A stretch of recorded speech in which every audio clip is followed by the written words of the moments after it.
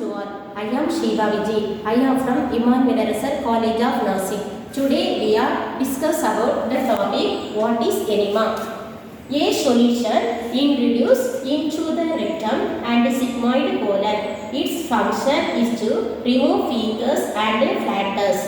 There are 4 types of enema. 4 types of enema is there. First one is cleansing, second carminative, third one is retention and return flow enema.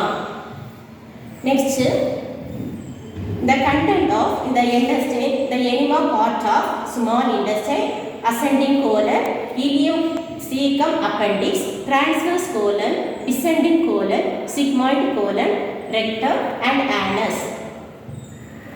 Classification of enema. 4 enema is there. First one is cleansing enema. Stimulates peristalsis by irritating the colon and rectum by descending the intestine. Effective to be held for 5 to 10 minutes only. Then high enema.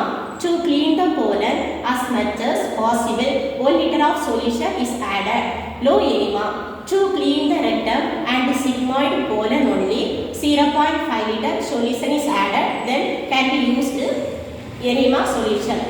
Second one is carminative enema.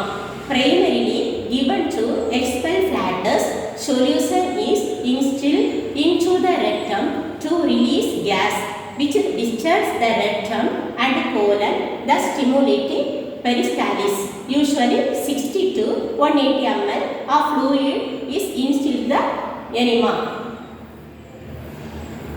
Third one is retention enema. A retention enema introduces oil into the rectum and sigmoid colon and retained for almost 1 to 3 hours.